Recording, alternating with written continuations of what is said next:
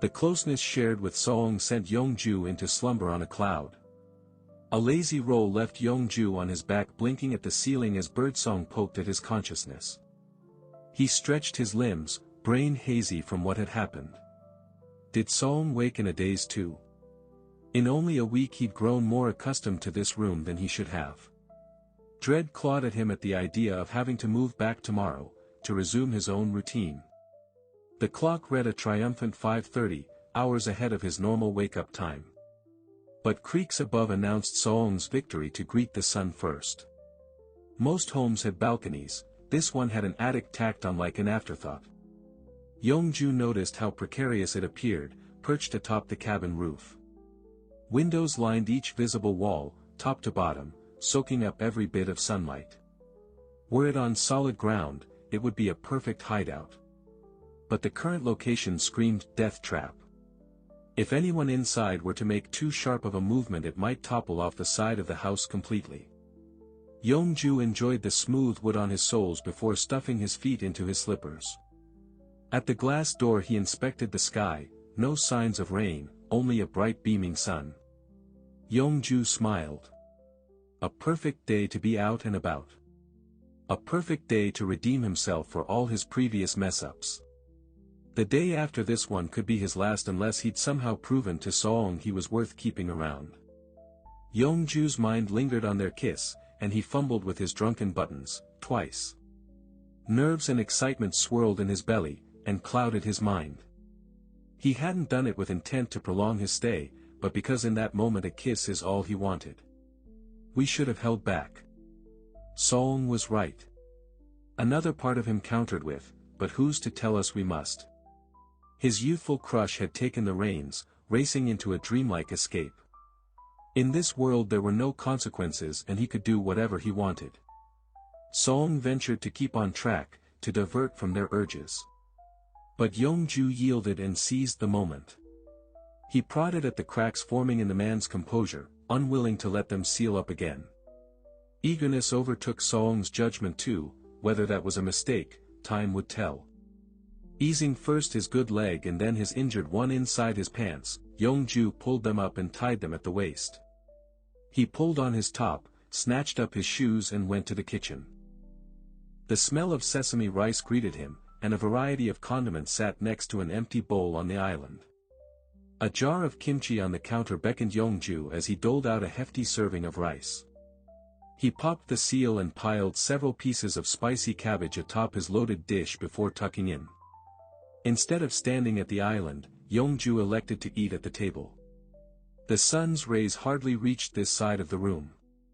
He could have sought out a light but didn't mind the gloom.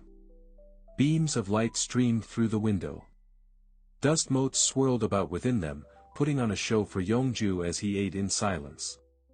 Soong paced the creaking floorboards, retrieving supplies, admiring his painting from new angles.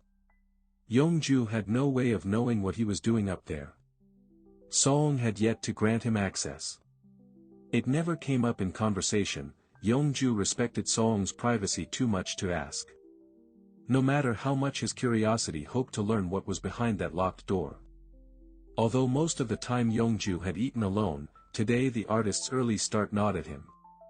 Was it devotion to his craft that lit a fire under him, or was it avoidance? Of course he'd need time to process, but distance had the potential to undo progress.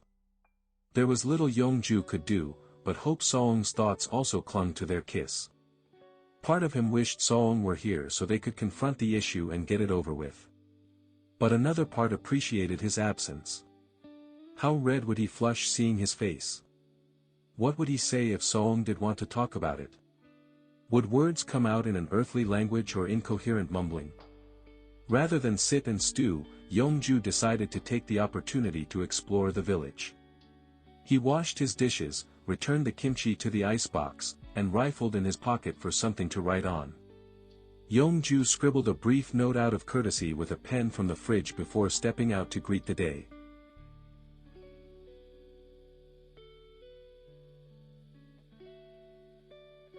Roasting barley in the air reminded Yongju of his grandmother. A frown formed as his fingers found a pittance of change at the bottom of his pocket. Not enough for a small cup. Boricha was never his go-to beverage, but it helped form his childhood. Each whiff of the grain since brought the urge for a swallow or two. He bought a few sweet buns, instead, to placate himself and continued his stroll. Munching on the sweet treat, he kicked up dirt as he mused quaint shops along the winding road. The cut through the village was gentle but also indirect. The natural bends led straight to the vendors' stalls. The trolleys, whether electric or man-powered, would have cut his trek shorter. But taking them meant straying from the people. To be one with nature wasn't today's goal, but to get to know the faces Song secluded himself with. Like his idol, Yongju shunned social settings. But children frolicking, and the bun cart lady's smile, stirred what isolation never could. A passing elderly man, aimed for a brick well, walked his excitable dog eager for a drink. Yongju dipped his head, a small gesture, his attempt to fight his inner hikikomori. By the mountain's midpoint Yongju already gobbled up 3.5 avocado pit-sized buns. Reminiscent of the donut holes popular at the bakery near his home, they were addicting. Within his shin, a light throbbing soon made itself known, protesting every step. Not agony but an uncomfortable heat and tugging. Aside the path a large flat rock sat embedded in the dirt, as good a place as any to rest easy. Yongju checked for moisture, and sat after wiping the loose dirt to avoid soiling his pants. A walk proved too ambitious to be taking on a bad leg. The sun was pleasant, absent humidity this time, so, pain aside, a perfect day to explore. Yongju angled his face upwards, rays snuck through the leaves and toasted his cheeks. A soft touch to his shoulder made him shudder and his heart jolt. "Oh. I'm sorry dear." A lovely face, friendly and etched with decades of fine wrinkles appeared near him.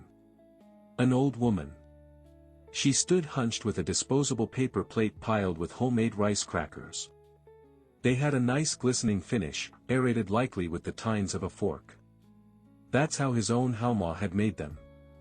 Hanging from jute rope around her neck, Yongju spied the name Han etched into a crude bark name tag. A small flower dug next to the name added a soft touch. And the letters, painted a delicate white. The color chipped off in places but enough remained for her name to be legible. Behind her Yongju spied a wooden cart with chipped red paint. Much too large for her petite frame, and with wheels far too small. Lines and scratches matching its owner marked the passage of time. Wood scraps from unknown origins covered holes made by accident or Mother Nature. "Would you like some rice biscuits? They're fresh," she added with a warm smile. Did his worn-out appearance inspire pity? Not waiting for Yongju's response, she set the plate on his lap under the assumption he wouldn't dare reject her. Yongju reached inside his pocket hoping more coins hid within the folds. But the woman gave a pejorative wave with a wrinkled hand before he could do much searching. No. Service. She sat down on a bench Yongju hadn't noticed until now, eclipsed by the tree's shadow. To soothe her aching joints she rubbed her knees, like a runner coming off a lengthy race, and looked back at him. Yongju opened his mouth to protest but it earned him a stern glare. Reminding him of his grandmother when he had done something worth her disapproval. It told him that he ought not push the issue so he smiled back in gratitude. "Thank you," he said, and crunched down on one. The perfect blend of salty and sweet with a light buttery aftertaste. He must have made a sound of approval because the woman let out a content chuckle. Yongju wolfed down the food, and she smiled. "He finally let you out to explore." "I'm sorry. Our local celebrity." She gestured toward Soong's cabin with a crooked finger. "Quite the handsome young man. A bit surly though." At the beginning of the week Yongju might have agreed. Their first meeting on the porch Soong looked poised to push him back down the steps. But now Yongju knew him better. He wasn't cold. Not as he first thought. Just damaged. Trauma enhanced his stern manner, and isolation powered his initial lacking etiquette. Well, he paused, considering the best way to answer while maintaining Soong's privacy. She had known Song. Likely better than Yongju did. But he didn't want to share information Song would prefer to keep to himself. It would not be his place to say anything tarnishing. Especially when he hadn't been of terrible character to him at all. He can be standoffish, yes, but he's been nothing but kind to me. The woman raised an eyebrow, as if shocked, but then nodded, her expression softening again. He's a good kid. Life's given him a rough go of things these past years. An old man crossed the street with a rickety bicycle, beckoned over by an excitable Ms. Han. The bike's chain had sprung free and dragged on the ground. The man looked irritated, like this was not the first time today. He wheeled up to the bench, gave Ms. Han a warm smile, Yongju, a polite nod of the head, and squatted in the dirt. On the ground he tried to fix the chain back in place. As he worked, the man interjected like he had every right to be intruding on the conversation. "So you're the young fella staying with Chui's boy?" "I am. Li Yongju, sir." Yongju set the plate aside so as not to litter the ground with Ms. Han's offering whilst he gave a courteous bow. A few left. Indeed they were delectable. The plate held more crumbs than crackers now. When Yongju lifted his head again, the man was now looking at him from underneath big bushy eyebrows. Self-conscious by his mess, Yongju wiped the cracker crumbs from his pant leg. The light color he'd chosen today did well to hide the majority of the crisp snack's carnage. "How's he been treating you?" For some reason their steamy encounter at the waterfall popped into Yongju's mind. If he had a mouthful of cracker he'd choke. Pressing the back of his hand to his heated cheek, Yongju replaced the thought with one more PG. The first time they shared a meal. Their emotion-filled discussion on the steps. "He's been wonderful." The time spent with him exposed the man's gentleness under the harsh facade. How innate his tender nature must have been since boyhood. He hid it at first, but couldn't eliminate it altogether. It's not that he wanted to come off as a stickler, but civility was vital to him. Seeing as he hadn't spent much time around people in years, he was out of practice in his approach. But Yongju would never put the sole blame on him for that. Not given what he knew now. The two played off one another. Yongju soaked everything in. He grew to understand how much Song's deep grief and isolation shaped his retreat from the world.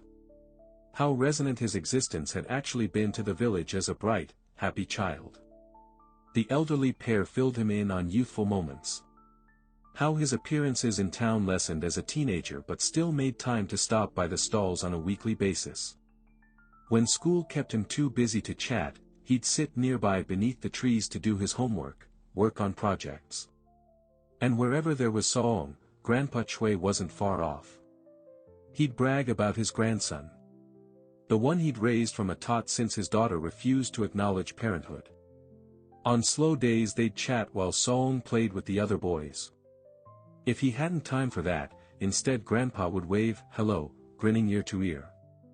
An integral part of the community from the sounds of things, and he doted on Song like he was his own. They missed him a great deal. Both of them. But since the elder Chui's death, Song had all but disappeared. Sometimes I see him walking at night. He moves like a ghost. Without insomnia keeping me awake, I'd not see him at all. It's a gift in that respect. Ms. Han wiped a tear from her eye. Were I more spry, I'd chase him down. Call out. The neighbors would hate me. But hell, I miss him. Yongju finished the last cracker and the old woman reached to take the plate back. Now when I can't sleep, I sit at the window. If I'm lucky I'll catch him walking by. The poor dear. Looks so tired. Miserable. So lonely. Ms. Han reached over to give Yongju a few light taps on the knee with her palm, then rest her hand back on her rumpled skirt. I'm glad he's got you as company. Should do him some good. Yongju gave a hesitant smile. He hadn't the heart to tell her he'd be gone soon. Guilt panged, unsure whether his presence was helping or hindering. Judging by that kiss the other day, he leaned towards the former. One thing he learned from this excursion was that the community cared for Song. They'd always be there for him if needed. They'd give him his space and let him come back to them in his own due time. Yongju would tell him at some point before he left. He gazed back up the mountain, feeling both closer and further from Song than he ever had before.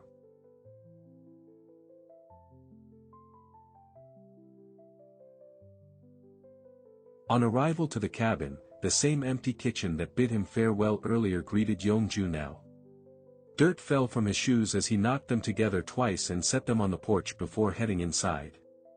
He stood in the doorway listening as Song paced the studio. Yongju sat in a chair, running a hand through tousled locks. Fiery wet strands clung to his skin, and he longed to shower before Song could call on him again. With a hefty exhale, Yongju leaned back, toying with his necklace. Fresh insight to his idol strengthened the urge to hold him, but for different reasons. "You're back." Yongju hadn't heard Song descend the attic steps to stop in the doorway, and his heart skipped a beat. Not at the man's sudden appearance but his attire. Shirtless beneath paint-stained overalls, one strap hanging broken off his shoulder. He'd seen his bare physique before. But somehow Yongju found Song's sweaty sheen and paint-splotched skin alluring. "Were you looking for me?" Song lifted his gaze from the floor and shook his head, a little too fast. Yongju didn't much care for the abruptness of his answer. He had hoped for a modicum of displeasure drawn up by his absence. But likely Song hadn't noticed he left, alerted hours later upon seeing him head up the steps. A wayward blue smear on his cheek elicited a smirk from Yongju. He hid behind his hand. Was it the same painting from the other day? A result of Yongju's impromptu portrait sitting in his room while fresh wounds throbbed out of frame. Or, had he selected one of the other photos he snapped of Yongju days prior and started anew? Either way, Yongju anticipated the final product. Yongju snatched up the paper bag he'd set on the kitchen table, a gift from Ms. Han. They held the only sweet buns that survived the walk back. Sweeter than the ones he bought upon entering the village, sold to Yongju by a man with a sour demeanor. Both recipes were scrumptious. But Ms. Han's, though smaller, had a dusting of cinnamon sugar. They rolled around the bottom of the bag, an enticing aroma wafting out the top. The gift had potential to redeem Yongju's silent departure. Although he did leave a note, Song hadn't left the attic studio to have read it. Song rejected the treats with a shake of his head, his expression affable. I was curious about your home." Yongju poked one of the buns through the bag, avoiding eye contact, then thrust his hand in to grab and pop it in his mouth. "How is she?" Song stared at the bag from the doorway, noticing the logo. Was he afraid to get any closer? What did he think would happen if he did? In his defense, Yongju craved a taste of Song's lips again. Since their mouths parted. But he vowed to give the man his space for the time being. He'd already admitted the younger man stirred feelings he ought not be having. That knowledge would have to be enough for now. "She seems lively," Yongju said after swallowing, licking a crumb from his lip. "But you know," Yongju leaned back in his chair to grant himself the freedom to stretch his sore leg. The move did not go unnoticed, and Yongju gave the man a small smile as if to tell him without speaking words, "I'm okay." Yongju didn't dare mention the things she told him about Song's late grandfather. They were sweet and touching comments. Sure to make Song happy. To hear that his grandfather endured in high regard. But Yongju didn't want to sour Song's mood further, bringing the elder man up. He'd tell him another day, if he were so fortunate. Yongju's contractual obligation was nearing the end. Song would soon need to decide Yongju's fate. Would he make Yongju his long-term muse or send him packing? Leaving Yongju to remember these 7 days as a prolonged spectacular dream. "Your painting. Is it going well?" Yongju changed the subject to Song's art. He longed to see what Song had done today. Song twiddled a paintbrush between his fingers. "It's coming together. Thank you. Thank you for asking." Or thank you for being my model. Yes, he was being paid to sit for the artist, enough to cover several months' rent, but had he earned it? Past editorial shoots placed him various settings, cycled him through countless poses. Sometimes awkward, uncomfortable, and on occasion, painful. Whereas, sitting for Song was hardly exertion. At least to Yongju. His elevated nervousness level, understandable given who Song was. But as the week breezed by, unsurety about whether he'd done anything of note grew. Song walked over to the island where he stopped to look down at something on the granite surface. Likely the note. He smirked, his eyes flitting up to Yongju who stiffened in his seat, struggling not to gawk. I'm going to hop in the shower, he said, realizing he'd need more than a quick wash at the sink to reach a food-safe state. Then I'll make us something to eat.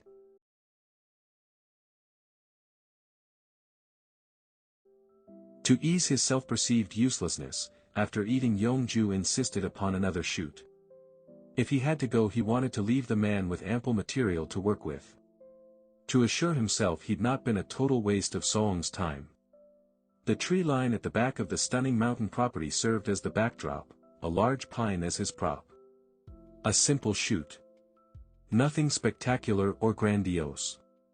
But Yongju gave it his all. Staring down the camera with intensity, Yongju disregarded his stinging wounds. He wouldn't allow anyone, including himself, to say he hadn't worked hard till the end. His eyelids grew heavy but he played it off as if for artistic effect. Awash in relief when Song called it a night, Yongju praised his own tenacity. Back at the deck, the artist bid him good night. Returning the sentiment, Yongju collapsed into a chair after Song disappeared inside.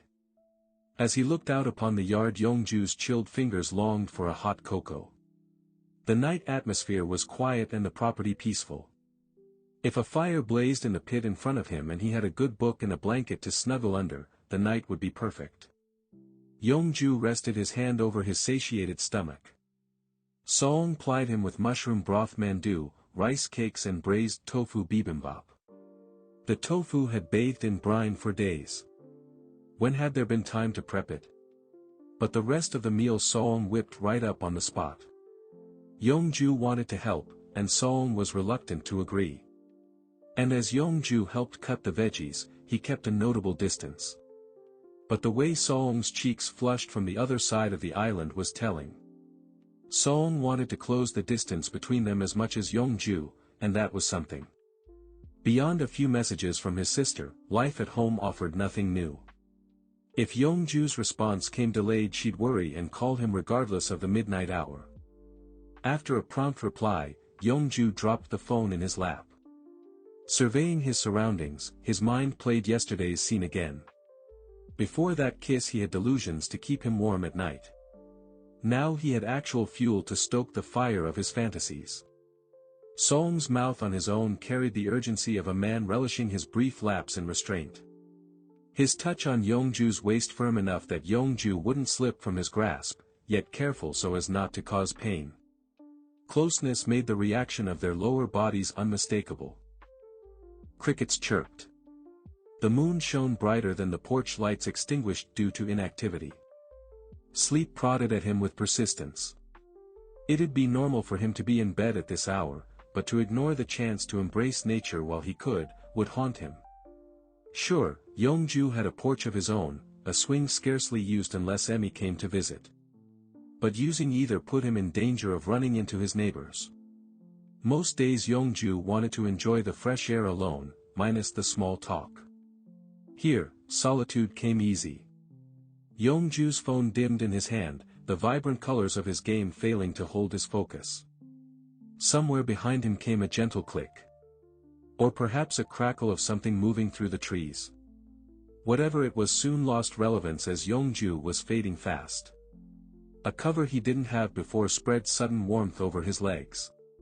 His phone somehow transported from his grasp to the table next to him.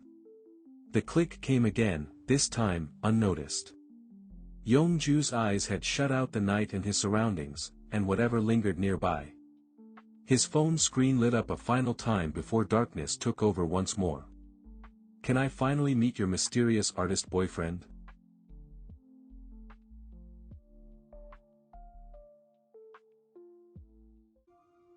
Thank you for watching. Please like, comment, and subscribe for more.